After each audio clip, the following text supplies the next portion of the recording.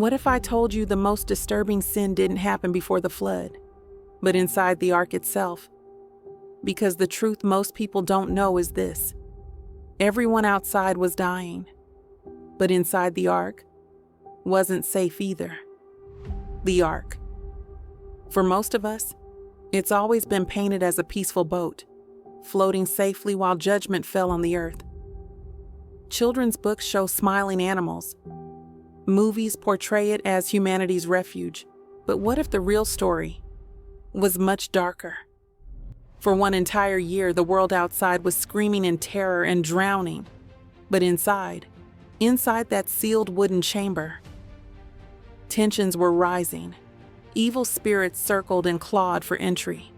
A rebellious giant clung to survival, and spiritual warfare raged in unseen realms.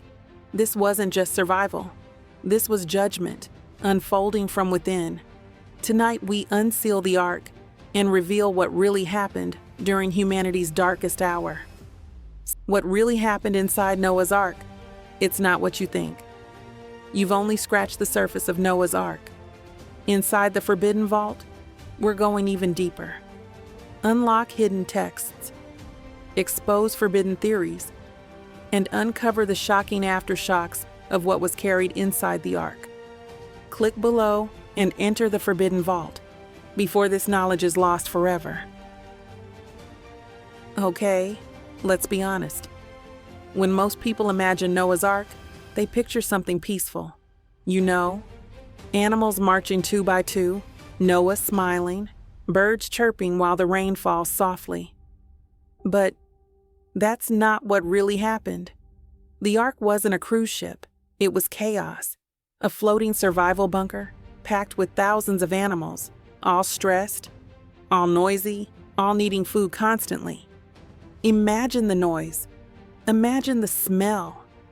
Imagine waking up every single day to feed lions, elephants, snakes, insects, and doing that without modern tools or medicine. It gets even worse. According to Jubilees 5, Noah spent most of his time praying. Why? Because it was overwhelming. He wasn't kicking back while God handled everything. He was desperate for strength just to make it through. And here's something you probably weren't taught in Sunday school.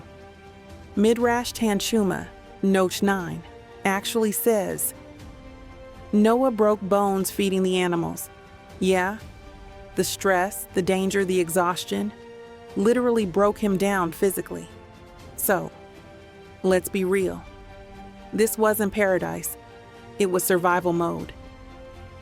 Noah wasn't just keeping animals alive. He was barely holding on himself. And then there's the family. Imagine the tension. Stuck together in tight quarters for a whole year. No privacy, no escape. Just stress, fear, and the weight of knowing the world outside had been wiped away. This wasn't a blessing. It was a burden. And here's the scary part. While Noah and his family were trapped inside, struggling just to make it through each day, something much darker was circling the ark.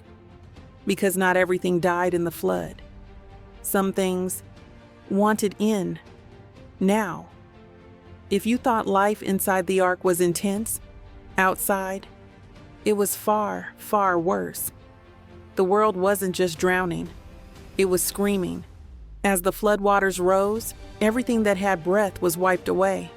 The mighty Nephilim, the giants born from fallen angels and humans, were no exception.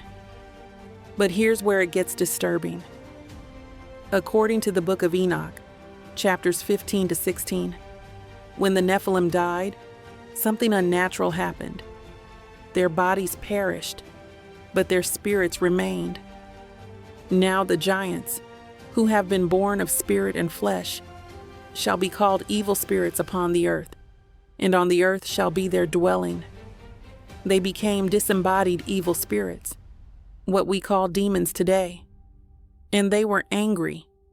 Rejected by heaven, cursed on earth, and stripped of their bodies, they became restless, destructive, and hungry for chaos.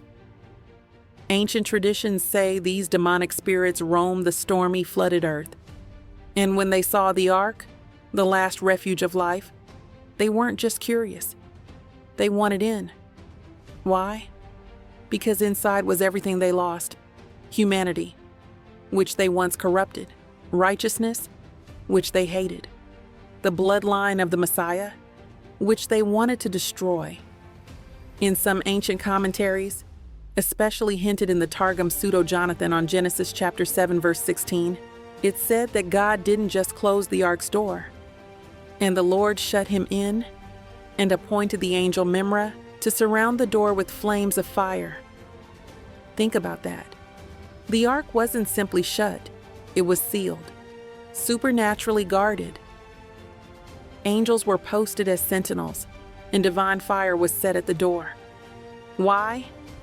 Because the enemy was at the gates. These weren't just waves crashing against wood. They were demonic forces, clawing, whispering, raging against the last holy seed. But they couldn't break through. The ark became a fortress, not just from the physical flood, but from a spiritual invasion.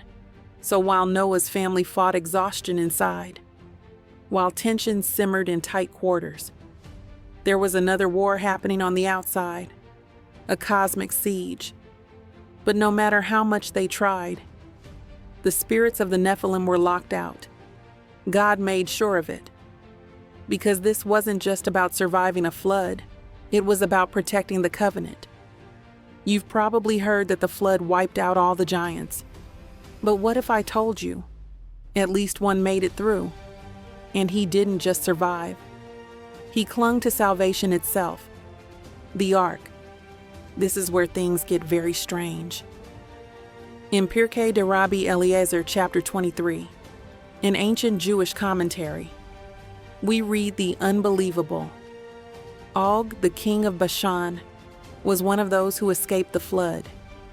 He sat on a ladder attached to the ark and swore to Noah and his sons that he would be their servant forever. Noah made a hole in the ark and passed him food each day until the waters abated. Did you catch that? Og, king of Bashan, a giant, survives. He clings to the ark, outside yet close. He's fed by Noah, not out of friendship, but possibly out of divine command or mercy. But why would Noah feed him? Some rabbinic traditions say it was divinely ordained. Remember, Og would later become king of Bashan and play a key role in biblical history. Deuteronomy chapter 3 verse 11 tells us, "For only Og, king of Bashan, remained of the remnant of the giants. Behold, his bedstead was a bedstead of iron, 9 cubits in length." Og became a legendary enemy of Israel, a living reminder of the pre-flood world's wickedness. His survival wasn't random. It fulfilled a prophetic pattern. But that's not the only source. The Book of the Giants, found among the Dead Sea Scrolls, goes even deeper into the lives of giants before and during the flood. In fragmented texts, the giants are terrified when Enoch warns them about the coming judgment. They know they are doomed. Then all the giants and the Nephilim became afraid and called Maweh, a giant, to go to Enoch and ask what will happen to them. But here's where it gets dark. Some traditions say not all giants accepted judgment. A few, like Og, found ways to escape, temporarily. Jewish midrashim, including Pirkei de Rabbi Eliezer, combine this with the story of Og clinging to the ark. While most giants perished in chaos, one literally hung on to salvation, suspended between judgment and mercy. This raises a shocking possibility most believers have never considered. If even one giant survived, then maybe the post-flood giants weren't random. They were seeded through Og and became the notorious enemies of Israel, like the Rephaim and Anakim. In other words, the war that began before the flood wasn't over. The bloodline war continued, through Og. And it explains why God later orders Israel to completely destroy giants and their cities. It wasn't just land conquest. It was spiritual warfare, wiping out the remnant of pre-flood rebellion. But here's the creepiest idea of all. Ancient sources hint that Og didn't just physically survive, he spiritually carried the darkness of the Watcher's corruption forward. He was a relic of a world judged by God, a stowaway carrying the DNA and defiance of the fallen, a seed that refused to die. And when Israel later faced giants in Canaan, they weren't just fighting big men. They were facing the last embers of the pre-flood rebellion, Og's legacy. So far, you've seen the dark side of the flood. Outside, giants drowning, demonic spirits clawing to get in, the cries of a dying world fading into the deep. But inside, it wasn't just Noah, his family and animals fighting for survival. The ark was under divine protection and assistance. According to the Book of Jubilees, something powerful happened when God sealed the ark. And Noah made all things ready that were commanded him, and the Lord shut him in. And against all the spirits of the destroyers, and the spirits of the giants, and the Nephilim, the Lord sent his holy angels, that they should guard them and all the works of the ark. Holy angels were assigned directly to Noah. But why? This wasn't just a security detail. This was spiritual warfare. Remember? The book of Enoch tells us that after the Nephilim died, their spirits became demons, eternally hostile toward mankind. During the flood, these evil spirits, hungry, angry, disembodied, tried to invade and corrupt the only surviving humans on earth. But God said no. He placed angels at the ark, not just outside to block them, but inside to guide and protect Noah's family. Some ancient traditions say these angels helped calm the animals. Imagine thousands of beasts in terror as the flood raged, lions next to lambs, birds next to serpents. The angels brought supernatural peace, enforcing divine order in the chaos. Instructed Noah, feeding schedules, sacrifices, worship. Noah wasn't just floating, he was keeping sacred routines that honored God, almost like priestly service. Preserved the holy bloodline. Ham, Shem, Japheth, and their wives carried the future of humanity. The angels made sure that evil forces could not tamper with or corrupt this precious seed. But here's what most people never realize. The ark itself became a temple. According to Talmud Zavachim 116a, Jewish sages said, "Wherever the divine presence rests, that place becomes holy." The ark was divided into 3 levels. The highest level, Noah and his family. The middle, clean animals, symbolic of spiritual order.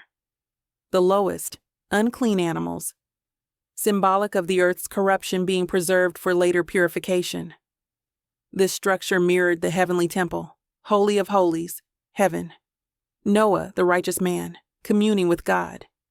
Holy place, earthly life, clean animals, symbolic of Israel and nations. Outer court, world chaos. Unclean animals, symbolic of sin's presence yet restrained. Noah was not just a ship captain. He was high priest of the ark. With angels acting as ministers, the ark became a floating sanctuary, carrying life and divine law above the flood of death. Why does this matter? Because while the world perished in sin and rebellion, inside the ark, heaven and earth met. Angels ministered, God's voice guided. Noah interceded, and the future covenant, the seed of Abraham, the line to Messiah, was guarded fiercely. The flood wasn't just about wiping out evil, it was about preserving holiness. And inside that dark wooden vessel, as waters raged and demons circled, God's temple floated, untouched, protected, and sacred. In ancient Jewish thought, the ark wasn't just functional, it was spiritual. It was, in many ways, a replica of God's heavenly temple, carried through the chaotic waters of judgment. Okay, let's talk about the ark's divine blueprint. According to Genesis 6:16, God commanded Noah, "Make a roof for the ark and finish it to a cubit above, and set the door of the ark in its side. Make it with lower, second, and third decks. 3 levels. Not random. Early Jewish and Christian scholars didn't miss this. The Talmud Zavachim 116 Alpha says this about the temple and sacrifices. The world stands on 3 things: Torah, service, temple worship, and acts of kindness. The ark, like the temple, stood in 3 tiers: the bottom deck, the outer court, where impurity exists, the animals; the middle deck, the holy place, the clean animals, preserved, symbolic of Israel's holy calling; the top deck, the Holy of Holies, Noah and his family, the righteous remnant, face to face with God's presence. In fact, this pattern repeats throughout Scripture. The tabernacle was an outer court, holy place, Holy of Holies. The Temple of Solomon had the same design. Heaven itself was seen in Revelation chapter 4. Throne room, Holy of Holies. Angelic ministers, holy place. Mankind, outer court. The ark was a portable holy structure, a pre-temple temple. Now here's where it gets powerful. The ark wasn't empty at the top. The presence of God was with Noah. Genesis 7 says, "And the Lord shut him in." That phrase in Hebrew, Yehu Sagar Ba'adav, implies personal action. God himself sealed the ark. Wherever God is personally active and present, that place becomes holy. Example, the burning bush. Mount Sinai, the Holy of Holies. So when God sealed the ark, he was essentially enthroned there with Noah. Ancient Jewish writings say that Noah received divine wisdom directly from God during this year, in the same way Moses received Torah. And he taught Noah all his secrets and mysteries so that he would teach his sons after him. God's presence was teaching, guiding, and dwelling there, like the Shekinah glory that later filled the tabernacle and temple.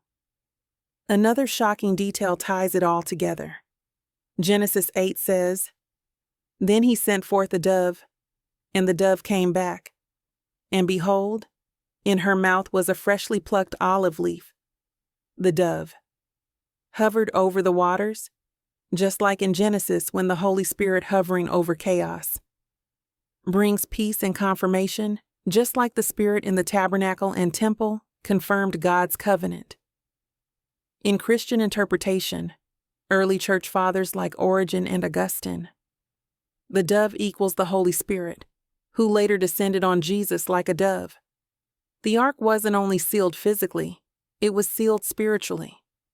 The Spirit of God hovered, guarded, and guided Noah as he waited for judgment to pass. In summary, the ark as heaven on earth. It had 3 levels just like the temple. It was filled with sacred order, clean versus unclean animals. Noah acted as a high priest. He was preserving life and performing divine service, feeding, caring, worshiping. Angels ministered just like temple priests. God's presence rested as in the Holy of Holies. The Spirit, dove, confirmed peace, just as at the temple dedication when glory filled the temple. While death and chaos ruled outside, inside was worship, order, revelation, and divine presence. The ark was literally a moving, floating temple carrying humanity's future through judgment into redemption. Okay, now let's talk about the family drama that was happening in the ark. For over a year, these 8 people were locked in a confined space. No fresh air, no escape. The world outside was dying, but inside, emotions were boiling. The Book of Jubilees 7:20-24 hints that things weren't always calm. In fact, it records that Noah had to instruct his sons and their wives about purity, avoiding improper relations during the time in the ark, suggesting that desires and frustrations were becoming an issue. And Noah ordained them ordinances and commandments and all the judgments that he knew, and he exhorted his sons to observe righteousness.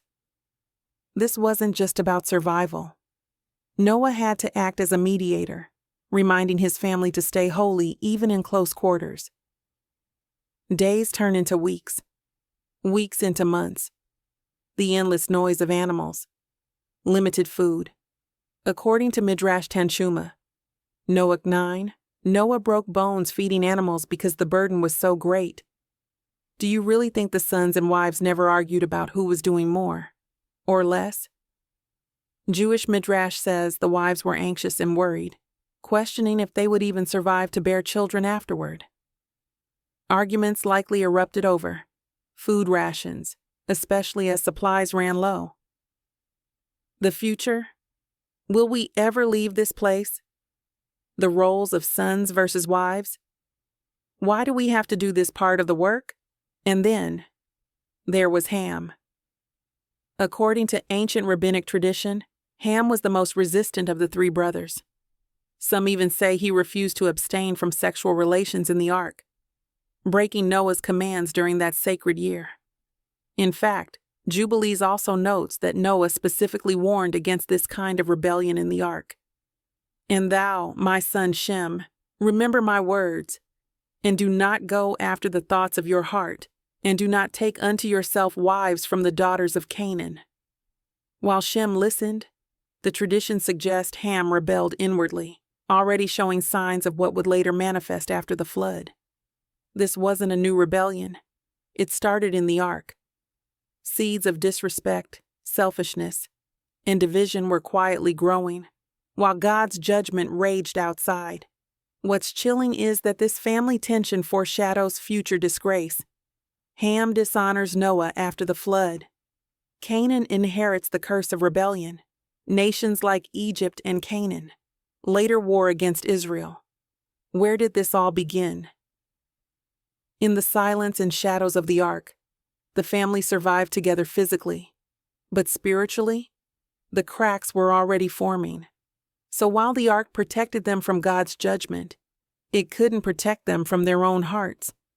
Rebellion doesn't start in great battles. It starts in whispers, tension, resentment. And for Ham and his descendants, the battle had already begun, right there inside God's sanctuary on the water. Inside, tensions may have been simmering, but outside, it was pure horror. As the rain kept falling and the fountains of the deep burst open, people realized this wasn't just a storm. Midrash Bereshit Rabbah 32 paints the chilling picture. People rushed to the ark in desperation. They begged Noah, "Open for us. Let us come in with you." But Noah said nothing, because he couldn't. The door had been sealed, not by Noah, but by God himself. And the Lord shut him in. In that moment, mercy ended and judgment began. Imagine the cries, mothers clutching children, leaders who mocked Noah now on their knees. Everywhere, panic. And as the waters climbed higher, those cries turned to gurgling gasps. And then, silence. The ark, once a symbol of hope, became something far more terrifying. The final barrier between life and universal death. Outside was now a graveyard.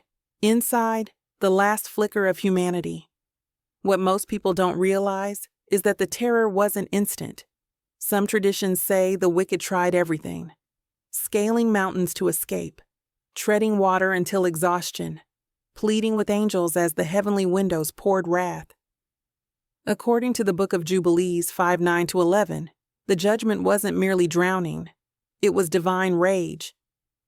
And the waters of the flood came upon them, until all flesh died that moved upon the earth. The screams didn't fade in moments. It may have taken days or weeks. Slow death, slow realization, complete hopelessness. This wasn't the last time God's judgment would cause such terror. In Sodom, fire rained down as Lot fled.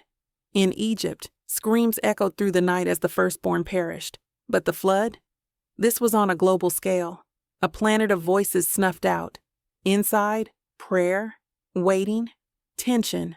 Outside, panic, judgment, silence. This is what made the ark holy and horrifying. It was both a sanctuary for the righteous, a locked vault sealing the wicked from mercy. While modern depictions make the Ark look like a gentle floating zoo, the reality? It was a wall, between life and death, between mercy and wrath. And once God sealed it, no one else was getting in. As screams faded, and the world outside was swallowed by water, inside the Ark, something sacred was unfolding. This wasn't just about physical survival anymore. This was about preserving something far more valuable: divine knowledge. According to Jubilees chapter 7, after the flood began, Noah did more than just feed animals or manage tension. He gathered his sons, especially Shem, and taught them sacred laws. Not laws they made up, not laws from fallen men, but laws passed down from the earlier generations, back to Adam and the righteous line of Enoch. Laws about clean and unclean things, righteous living, avoiding the sins of the watchers and the pre-flood world. Why? Because Noah understood something frightening. The earth would be repopulated, but so would evil. And so, these teachings became a firewall, spiritual armor for the generations to come. Some believe Noah taught more than basic morality.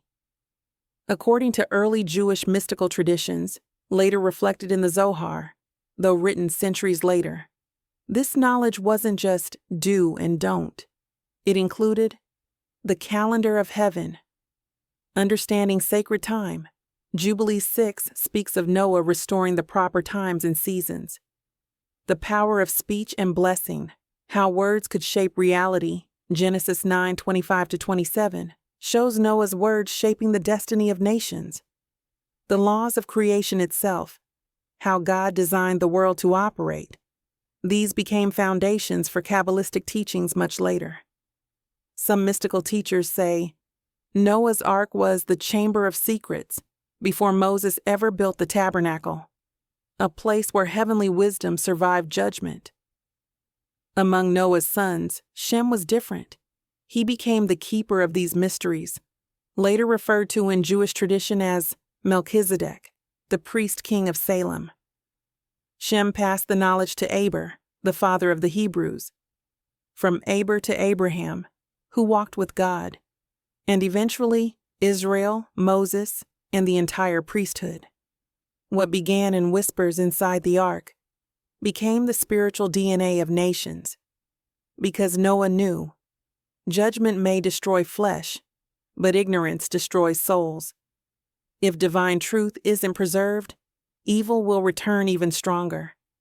In fact, the Book of Jubilees warns that Noah prayed desperately after the flood, begging God to bind the demons, knowing that sin would rise again. Without sacred teachings, humanity would repeat the sins of the watchers. It was a sanctuary for divine secrets, a university of righteousness, a vault of heavenly patterns passed on in whispers while judgment raged outside. When Noah spoke to Shem, it wasn't just father to son, it was priest to priest, guardian to future guardian, holy man to the one who would carry the torch of truth. The Ark carried more than animals. It carried the blueprint for restoring the world. Without those teachings, Abraham may never have become God's friend. Israel may never have known the law. The Messiah may never have been revealed. In the darkest hour of human history, sacred knowledge floated safely above the waves. You've only scratched the surface of Noah's Ark. Inside the forbidden vault, we're going even deeper. Unlock hidden texts, expose forbidden theories, and uncover the shocking aftershocks of what was carried inside the Ark. Click below and enter the forbidden vault before this knowledge is lost forever. For years, we were told the Ark was simple: a boat, a rescue mission, a peaceful little zoo riding out the storm. But after tonight, you know better. The Ark wasn't peaceful. It wasn't simple. It was a war zone. It was a divine temple on turbulent waters. It was a classroom for sacred mysteries. And above all, it was a vault of cosmic secrets, sealed away while judgment fell.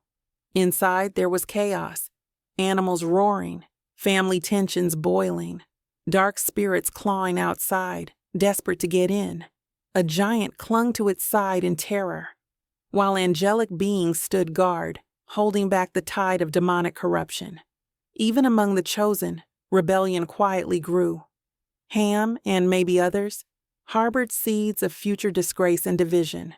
And while screams of the dying echoed outside, unheard and unanswered, within the ark, Noah whispered mysteries to Shem, teaching him divine laws, passing on forbidden wisdom, ensuring that when the new world began, the light of righteousness would not be lost. This was no children's story. It was bloody. It was violent. It was spiritual warfare in the purest form. And yet, it was necessary. Because just as the ark carried God's judgment, it also carried his hope. It cradled the DNA of nations, the secrets of heaven, and the seed of the future Messiah. And now here's the terrifying part. As it was in the days of Noah, so shall it be in the coming of the Son of Man. Matthew 24:37. Which means the ark's story isn't over. Just like then, evil surrounds us again. Just like then, judgment is promised.